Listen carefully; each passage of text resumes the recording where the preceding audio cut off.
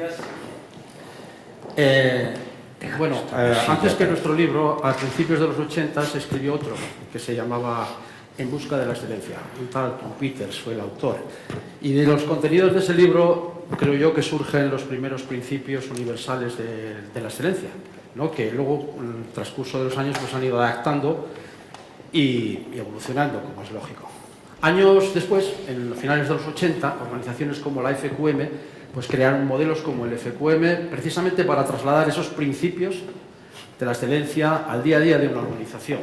Hoy, con el modelo FQM y sus mecanismos asociados, podemos medir el nivel de excelencia de, como todos sabéis, de cualquier organización y extraer las fortalezas y debilidades que lo justifican, ¿no? Unos años más tarde, en 1991, se funda el Club Gestión de Calidad con el propósito precisamente de fomentar hacer las cosas bien, ¿no? Con calidad, y hacerlas mejor cada día para ir ganando competitividad, ¿no? 25 años después, a ese objetivo, que aún siendo importante todavía, le hemos añadido otros como la innovación, el emprendimiento, la transformación continua, y lograr que todos estos principios sean asumidos por personas y organizaciones que han de competir internacionalmente en entornos cada vez más exigentes. Bueno, dicho todo esto, para hablar de esta evolución, precisamente contamos con tres protagonistas, tres personajes que han sido protagonistas desde sus respectivas multinacionales y también desde el club, ¿no? En el caso de Juan y Eduardo, desde la presidencia del club, y en el caso de Paloma, recientemente nombrada vicepresidenta ejecutiva del club.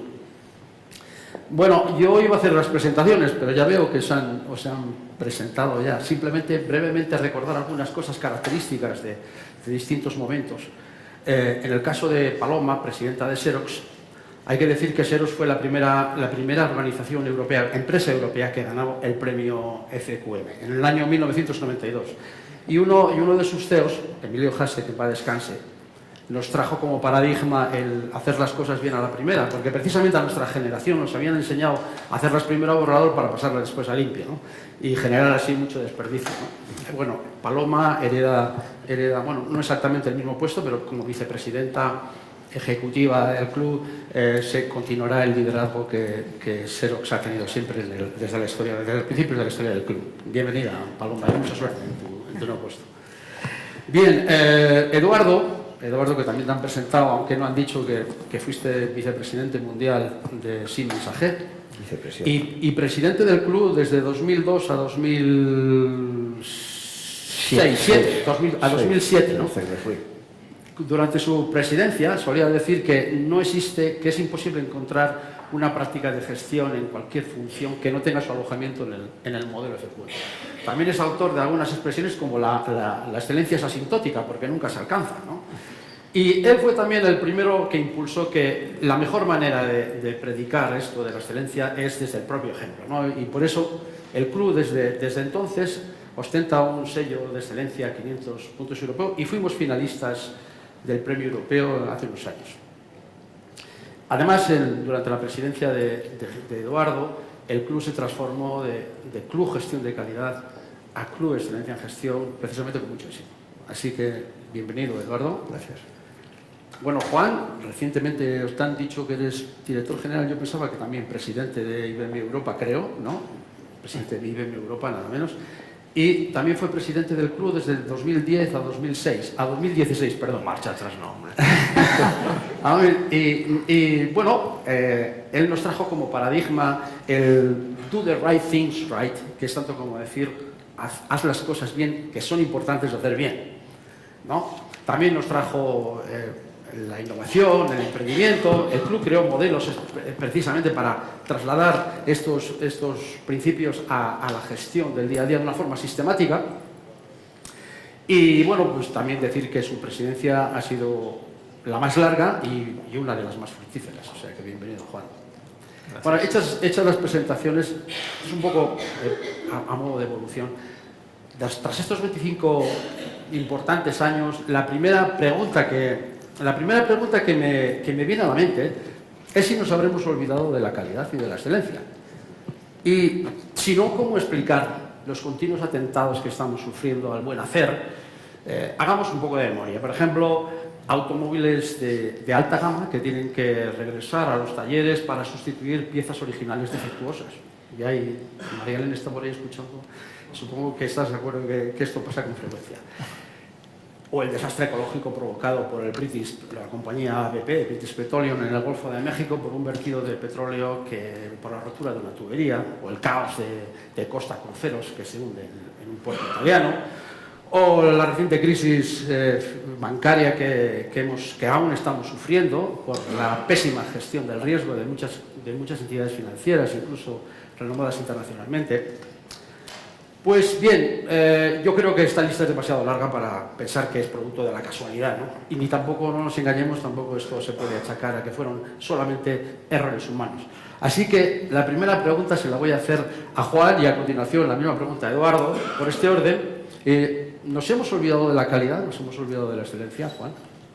No, yo no creo que nos hayamos olvidado de la excelencia ni de la calidad. Al contrario, yo creo que han progresado mucho y estamos manejando cosas ya con muchos más ceros que antes todavía, ¿no? Hablamos del Six Sigma, yo creo que vamos progresando todavía mucho más. ¿Qué es lo que ha cambiado? Han cambiado para mí tres cosas. Primero, el impacto de los defectos es mucho más grande que antes, ¿eh? Y explicar por qué.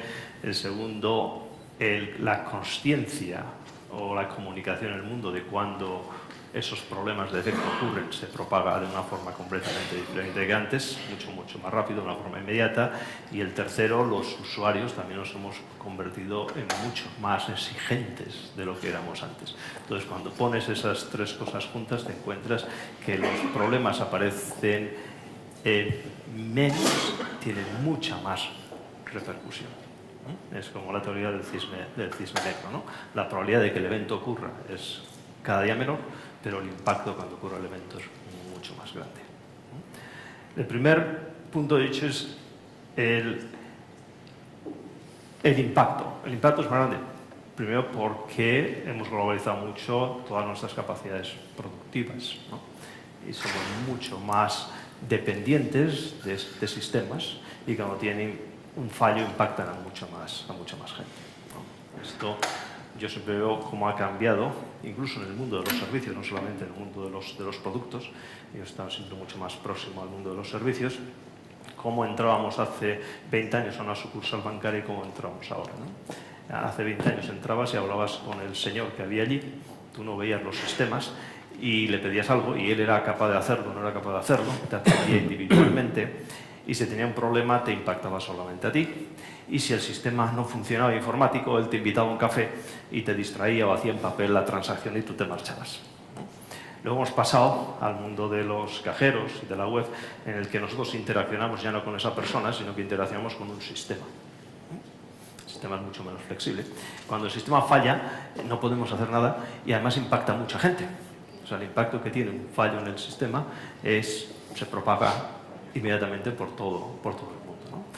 Como hemos vivido pues, cuando han fallado una web o los sistemas de Google o ha fallado Amazon, ¿no? Que impacta a una gran cantidad de la sociedad. Bueno, el impacto es muy grande, es inmediato en todo el mundo y luego además la consciencia de lo que ha ocurrido es inmediata a través de las redes sociales, los sistemas de comunicación, todo el mundo sabe que ha ocurrido algo, ¿eh? Con lo cual salta la atención.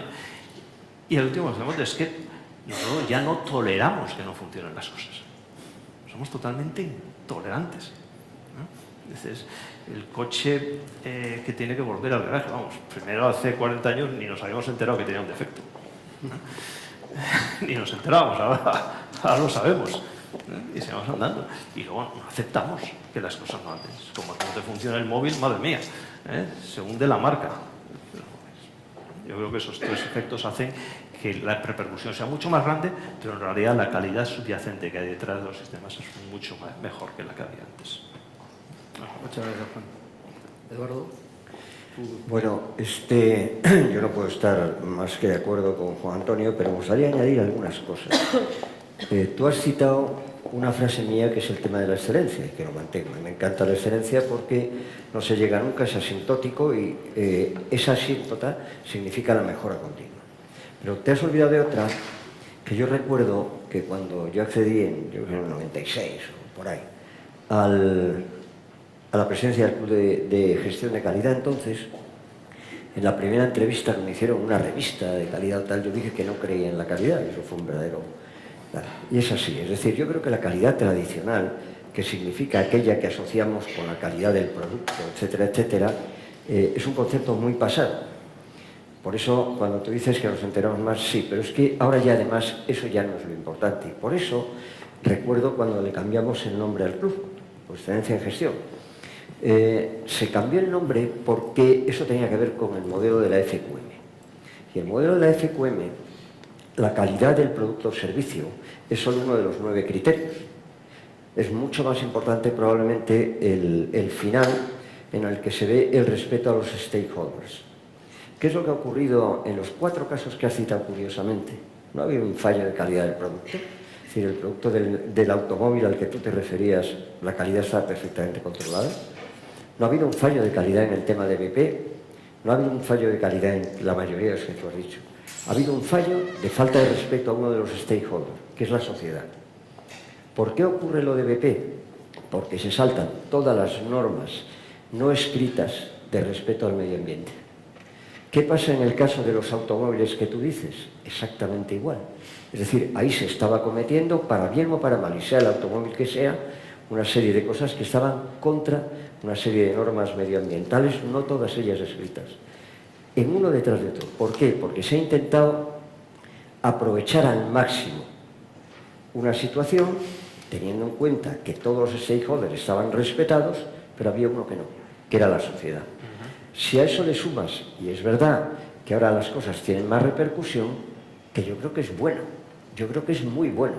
Es decir, que el caso de los automóviles haya tenido esta trascendencia, significa que muchísimos casos como ese se han evitado. Que el caso de BP haya tenido esa trascendencia, evita que haya vuelto a haber vertidos como en aquel caso. Es decir, resumiendo, yo creo que hay que olvidar el concepto de calidad tradicional, y parece mentira que yo diga eso, cuando esto nace en el 1982, que es cuando se implanta el modelo de FQM en España, se empieza a implantar en Alcatel concretamente, de la cual yo era director general en ese momento.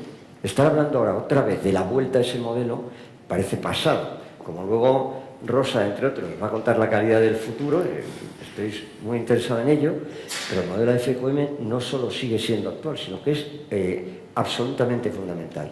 Y si nos olvidamos que los 4 stakeholders son fundamentales, no solo los accionistas, los empleados y los clientes, sino la sociedad, podemos cometer verdaderas barbaridades con una calidad excelente. Es decir, me repito, la calidad no ha disminuido, al contrario, estamos en el camino de la excelencia, todas las compañías, es un factor que ya no es de competitividad, sino es una condición sine qua non, y estamos en esos puntos en los cuales, por apretar demasiado algo que parece que no hace mucho daño, que es la sociedad, llegamos a cosas como las que ha pasado. Muchas gracias, Eduardo. Vamos con la segunda pregunta. En este caso se la voy a preguntar primero a Paloma. Y crecimiento y cambio rápido son rasgos característicos de la cultura de muchos emprendedores hoy, ¿no? Una parte del mundo empresarial, yo creo que quizás la más joven, está inmersa en la búsqueda y desarrollo de nuevos negocios, innovando, transformándose continuamente y moviéndose siempre muy rápidamente, ¿no?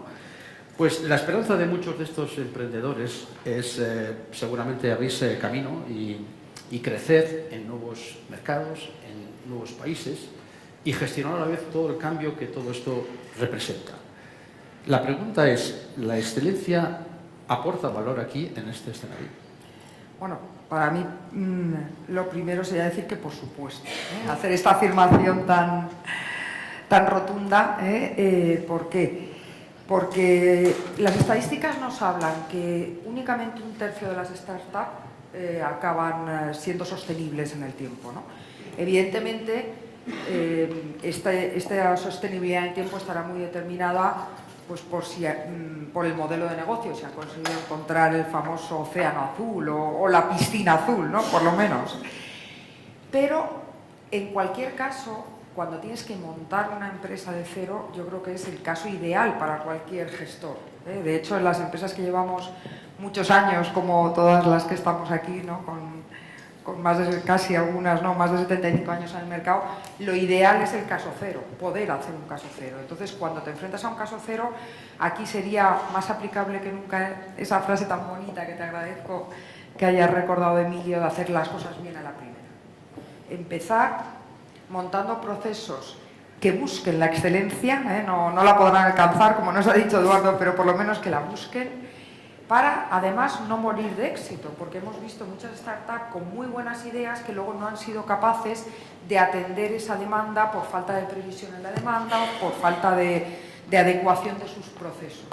Entonces, realmente creo que en estos casos es cuando, no digo más fácil, pero más evidente, hay que montar procesos que busquen la excelencia y la mejora continua, porque además en este entorno precisamente tan cambiante que tú has hablado es donde se van a mover estos nuevos negocios, y lo que hoy les da éxito mañana no tiene por qué serlo, ¿no? Entonces yo creo que sí, que desde luego que es evidente que sí que es aplicable. Gracias, Paloma. Eduardo, tu opinión. Bueno, pues también estoy de acuerdo con Paloma, o no podía ser de otra forma también, ¿no? Es decir, consenso. no, estoy de acuerdo con los dos, es fantástico, ¿no? Bueno, la próxima le toca el primero, ¿no? Porque Quizá si no... la última me toca solo. Sí, en eso No, pero vamos a ver, una vez que he dicho esto, hay algún matiz. Vamos a ver, yo creo que el tema de la calidad total, o todo esto, es como cualquier otra cosa genético. Es decir, bueno, no doy el ejemplo, es genético, es decir, las cosas se van transformando en algo que llevas impreso en tus genes. En la época nuestra, cuando empezamos con los temas de calidad total, había que hacer una transformación enorme de compañías, como tú muy bien decías, muy maduras, y que había que cambiar absolutamente el paso. Pero estoy hablando hace 30 años. Estos 30 años, todas las generaciones han ido pasando por ese proceso. Y actualmente, en la mayoría de los casos, yo lo sé por mis hijos, con los que hemos comentado esto cantidad de veces, eso ya lo llevan dentro. Ya lo llevan dentro. Y la idea de la búsqueda de la excelencia la llevan absolutamente dentro. Fíjate que hay una cosa muy interesante. Cuando se cambia el modelo del club de gestión, entonces de gestión de calidad, uno de los temas nuevos que se introduce es la innovación. Ahora mismo, la innovación ya forma parte de la excelencia. Y la gente que monta, los jóvenes, una empresa nueva, si son algo, son innovadores. Y si hay algo que son, además, son valientes. Y estas son dos características fundamentales para llegar o intentar acceder a la excelencia. Hay otra cosa que es muy interesante, ¿no? Cuando yo hablaba antes del tema de por qué, según mi criterio absolutamente humilde, ¿no?, por qué han pasado cosas como DLP, o etcétera, etcétera, yo me refería a uno de los 4 puntos finales de la FQM, a la búsqueda del stakeholder fundamental, que es la sociedad. Yo recuerdo que me tocó en Siemens, concretamente, en Alemania, abordar temas de responsabilidad social corporativa, ¿no? Y yo lo definía como el ser buen vecino de tu entorno. Y eso lo puede ser una persona, lo puede ser una compañía o lo puede ser un país. Yo creo que la gente joven, la gente que hace estas cosas, tiene una idea muchísimo más clara de la responsabilidad social corporativa, del respeto al medio ambiente, de la ética y tal, de la que teníamos nosotros probablemente. Con lo cual, yo creo que no solo les va a influir, sino que es que nacen impregnados de una realidad que nosotros no teníamos. Por ejemplo, te voy a decir, en el caso de los automóviles, sin citar otra vez, ¿no?, pues para mí fue un escándalo, pero es que mis hijos, es que no sabían cómo expresar el horror que tenían ante eso. Y hablo de mis hijos como una muestra de los hijos probablemente de todos los otros. Luego yo creo que nacen impregnados de una cultura diferente de la nuestra, afortunadamente, que nacen con muchísimo avanzado, que es lo que hemos hecho nosotros, y que dentro de su idea de montar una nueva empresa, eso ya es por sí. Porque además, yo decía antes, y lo creo firmemente, ¿no?, esto en el 2005, 2006, no estoy hablando de tal, esto era una ventaja competitiva.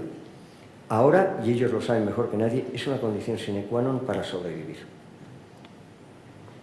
Muy bien, Eduardo, gracias. La siguiente pregunta se la voy a hacer primero a Juan y luego a Paloma, por este orden, para que vamos así. Bueno, pues eficiencia y eficacia eran el gran objetivo en los tiempos de la calidad más tradicional, ¿no? Hoy son importantes para ir tirando. Hoy se deben hacer cosas, hay que ir mucho más allá, hay que ir respondiendo a las expectativas de todos los stakeholders, ¿no? Se deben hacer cosas distintas y hacerlas bien, además. Y también citabas, Paloma, encontrar ese océano azul, ¿no? donde no encuentras competencia, ¿no? Supuestamente, ¿no? Y para hacer todo eso se necesita gente con bastante talento y muy innovadora, ¿no? Y lógicamente, para lograr eso, para contar con esa gente, necesitas cambios en la forma de pensar y de actuar de los líderes, ¿no? Y esta es la pregunta. ¿Qué nuevos hábitos son necesarios para liderar hoy y influir en los demás? Bueno, más que hábitos, diría competencias. Tú has descrito muy bien, la vida hoy en día dentro de las organizaciones ha cambiado muchísimo. La interacción es mucho más horizontal, mucho más democrática entre todos los miembros de la organización. Cuando lo comparas con el pasado, en el pasado había unas estructuras mucho más rígidas, mucho más jerárquicas. El líder hablaba con su comité de dirección, el comité de dirección propagaba la información al resto de la organización, había una revista o mandabas una carta, una nota, y era una comunicación la mayoría de las veces unidireccional del líder hacia abajo. Esto ha desaparecido totalmente hoy en día, ¿no? Es un ecosistema y tú, el líder, eres un miembro más de un ser vivo en el que todas las células interaccionan por muchas dimensiones, multicanal, comunicas por un lugar, participas en una red social, etc.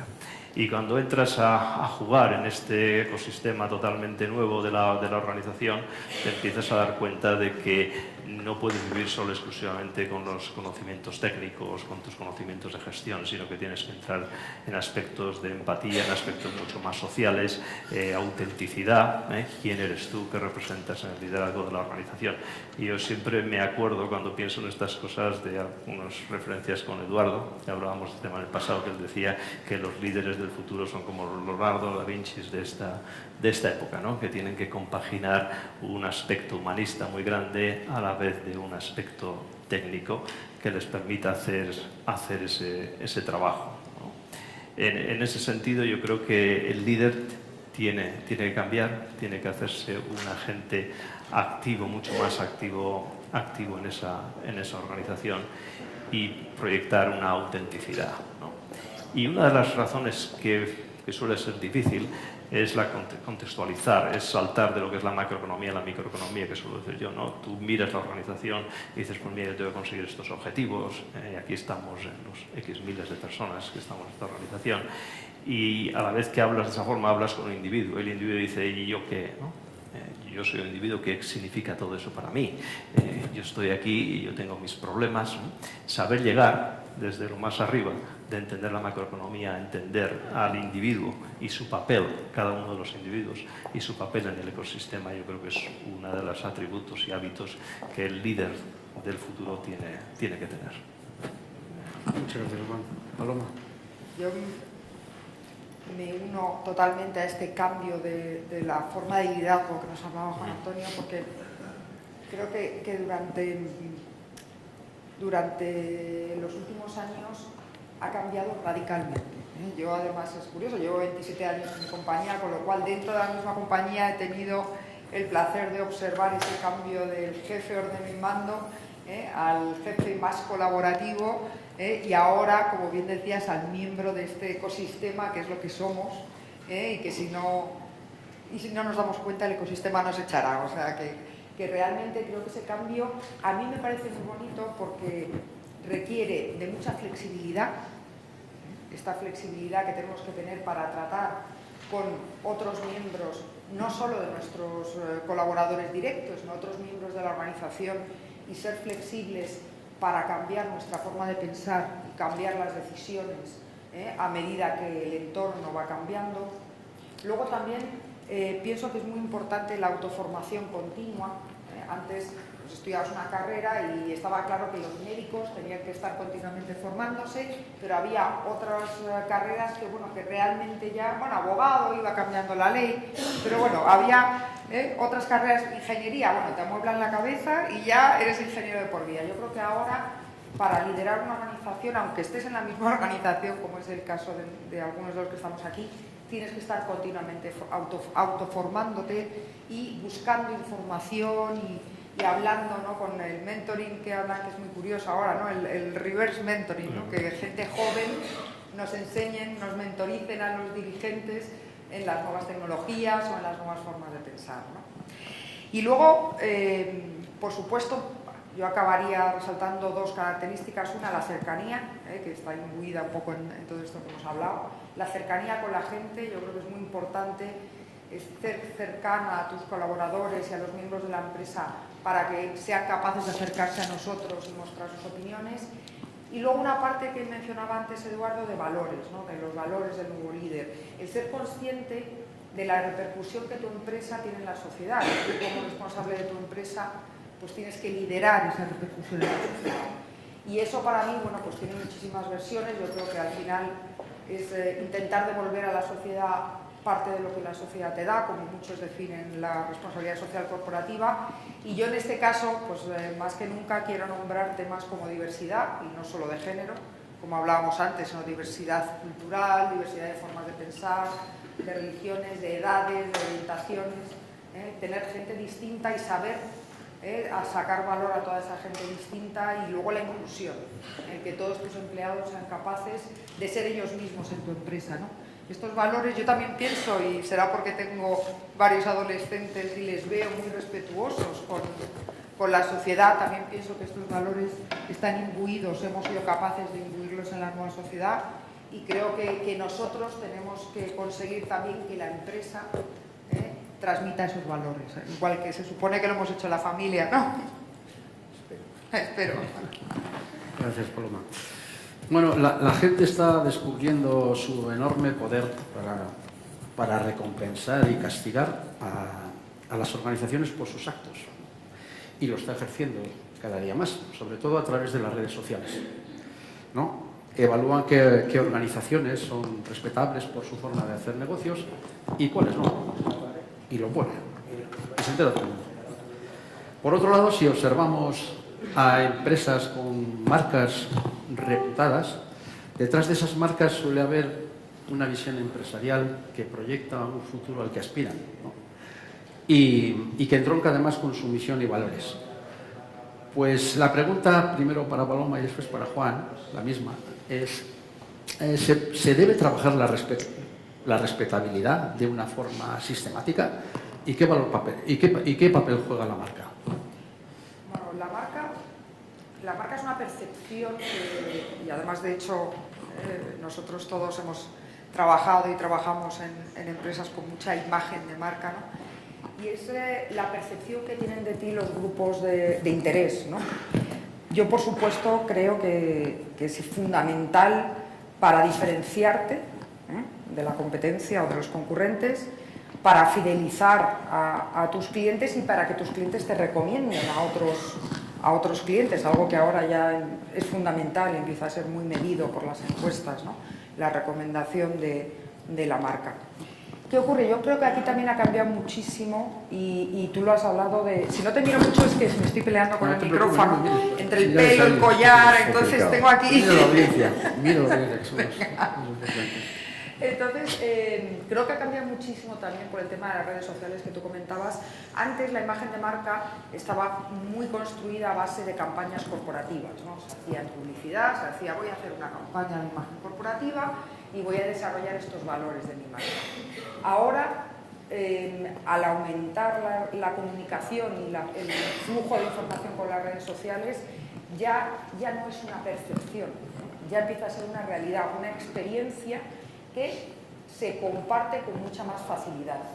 Con lo cual, volviendo a la excelencia, es mucho más importante el conseguir desarrollar tus servicios o vender tus productos con excelencia para que esa sea una experiencia buena y que te recomienden a otros y que no hablen mal de ti en las redes, ¿no? O sea, que yo creo que la gran diferencia es que hemos pasado una imagen de marca basada en percepciones a basada en hechos. Y aquí, para acabar, pues yo también tengo que hablar del libro del club, ¿no? Yo creo que tenemos el ejemplo del FQM, como una forma de objetivizar la excelencia de una compañía, como una forma de medir cuáles son las fortalezas y debilidades de una organización, y poder objetivizar esta percepción y que sea menos subjetiva, ¿no? Eso, en todas las empresas que tienen en España, que además es el país de Europa donde tenemos más sellos 500, ¿no? Todas las empresas que tienen sellos 500 pueden incorporar este certificado de una forma objetiva en sus campañas de imagen de marca. De acuerdo. Juan. Yo no tengo más que añadir a lo de... No, ves. No. Yo creo que hoy en día las marcas son más importantes que antes y también son más frágiles que lo que eran antes. Cuando digo son más importantes es que porque cada vez compramos más productos, accedemos a más servicios sin haber tenido antes la experiencia sobre el propio servicio. Cuando uno va a las escuelas de negocio, ¿qué es la marca? La marca es la creación de una promesa, ¿no? Tú compras varias veces un producto de una marca, te gusta, y la siguiente vez puedes comprarlo sin mirar, porque has confiado, creas una confianza en esa marca. Hoy en día, cuando miramos al consumo y vemos cómo el consumo a través del Internet está creciendo, es que cada día estamos comprando más sin probar los productos, basados en una referencia, lo cual hace que el valor de la marca es más importante. Además, como cada vez que vas a comprar tienes más cosas para poder elegir, hay más competencia, pues la diferenciación es más difícil y el valor de la marca es más fuerte. Y yo creo que a medida irá todavía haciéndose más. Por esa promesa, y que tienes que creer antes de comprar, pues no vas a tocar el producto. Por otro lado, y lo hemos dicho al principio, la primera intervención, es esa idea que tenemos, es lo que nos pasa a nosotros, que el mínimo error se propaga rápidamente. Y una marca siempre te dice que te cuesta mucho construirla y se puede perder muy fácil cuando rompes la promesa. Entonces ahora, los que generamos las marcas, tenemos un gran riesgo a la vez de que en cualquier pequeño defecto, como va a ser conocido por todo el mundo, va a deteriorar la marca inmediatamente. O sea, estamos en una situación que, digamos, tiene más riesgo que antes. O sea, vale más, pero es más frágil. Eso es lo que está pasando ahora en las marcas. Gracias, Juan. Bueno, ya acabamos con la última pregunta y esta solo se la voy a hacer a Eduardo. Y como escribió John Lennon en su legendaria Imagine, ¿no? Imaginemos, si podemos, imaginemos que un consumidor en cualquier parte del mundo, cuando se encontrase con la marca España, lo primero que le viniese a la mente fuese excelencia, y que los productos y servicios made in Spain fuesen elegidos por su excelencia, ¿no? También John Lennon escribía que ya sé que soy un soñador, pero no estoy solo, ¿no? La pregunta para Eduardo es, bueno, ¿podemos imaginar que algún día marca España sea sinónimo de excelencia? ¿O eso es demasiado soñar? Bueno, vamos a ver. Ahora no puedo decir que estoy de acuerdo con nadie. Eso me complica la situación. Bueno, vamos a ver. Dejarme antes, por un instante, que plantee algo respecto al tema de las marcas que habéis hablado vosotros dos. Yo creo que la marca es importante. Los tres hemos estado o están en compañías con una enorme imagen de marca. Es decir, si ahora mismo Siemens, que es la compañía que conozco mejor de todas, por supuesto, se le pregunta cuál es tu patrimonio, la imagen y el logotipo. Punto. Todo lo demás se ha creado después, ¿no? A pesar de todo, cuando el monitor de reputación corporativa significaba algo que eso pasó luego y tal, nosotros trabajamos mucho en ello. Y llegamos a ser la compañía multinacional y tecnológica con mejor reputación corporativa de España. ¿Esto en qué redundó? Y yo lo digo claramente, en mejora de la cuenta de resultados. Pero además, uno a uno, automáticamente.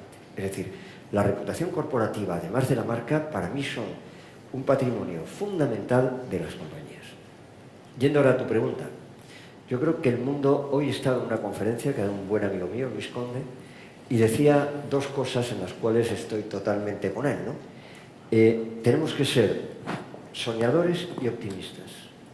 El mundo de los negocios, y mirar la trayectoria de la gente que ha triunfado, es de gente optimista y, a ser posible, intuitiva y soñadores. Yo he dicho muchas veces que si el presidente de Microsoft hubiera sido un planificador, Microsoft sería un estupendo seguidor en su momento de IBM. ¿Qué es lo que hizo? Pues disrumpió absolutamente porque era un soñador. Luego, seamos un poco soñadores. Vamos a ver, vosotros sabéis, por supuesto, que la imagen de marca, la mejor Made in de todas es Made in Germany, con mucha diferencia. ¿Vosotros sabéis por qué surgió el Made in Germany? Surgió después de la Segunda Guerra Mundial para avisar, cuidado que estos señores todavía no están maduros, lo estarán, este producto está hecho en Alemania. O sea, surgió como una advertencia a los consumidores y curiosamente lo han sabido transformar en la mejor imagen país que existe. España tiene miles de ventajas y si hay alguien... Yo he estado fuera de 16 años de mi carrera profesional y siempre he vuelto, una vez detrás de otra. O sea, me considero más español que la inmensa mayoría, o igual que la inmensa mayoría de los españoles. Pero tenemos un defecto fundamental y es que somos tremendamente flageladores, no críticos con nosotros mismos. Hay un estudio por ahí, muy interesante, ¿no? Que si tú preguntas en Europa cuál es el país que tiene más sol, mejor infraestructura de turismo, mejor no sé qué, mejor en cuántos, la gente en un 40% dice España. Tú preguntas eso en España y se quedan pensando y solo el 4 o 5% dice, hombre, eso debemos de ser nosotros. Entonces, yo creo que España tiene servicios y productos de una calidad absolutamente reconocida fuera. Por ejemplo, de todos los que estamos aquí con fábricas en España, ¿cuáles son las mejores del mundo en las multinacionales? Probablemente las españolas. Es decir, yo creo que lo que no hemos sabido es explotar y popularizar algo que fuera de España está súper reconocido. Yo en mi primera estancia en Alemania, nada más entrar en Siemens, de 22 años o por ahí, en una fábrica en Berlín me decían, no, si es que aquí los mejores trabajadores son los españoles. Luego, posibilidades de que la marca España, Made in Spain, en determinadas cosas, sea puntera, todas. Tú ahora mismo hablas de compañías energéticas y probablemente de las mejores marcas es Made in Spain. La banca probablemente lo sea. Si tú empiezas a buscar, por ejemplo, muy poca gente sabe aquí que el país que tiene en Europa, y no pertenezco a ese sector, mejores servicios bancarios para el usuario es España. Luego, lo único que nos falta es creer en nosotros mismos y si tú no crees en ti, da igual el marketing que hagas, no vale absolutamente para nada. Creer en nosotros, ser optimistas, ser como mínimo como John Lennon, soñadores, y a partir de ahí estoy absolutamente convencido. Y si no, no seguiría trabajando en ello. Bueno, pues con esto hemos llegado al final. Quizás ahora lo que faltaría es algún titular, ¿no? Es decir, ¿qué titulares salen de aquí? Porque salen bastantes y no sé si tenemos mucho tiempo. Me están diciendo que no. A lo mejor tú, Federico, como editor de la revista Excelencia, tienes uno. No se atreve. Bueno, yo sí me quedo con uno, que lo acaba de decir Eduardo. Tenemos que ser soñadores, tenemos que ser optimistas y creer en nosotros mismos. Nada más. Muchas gracias.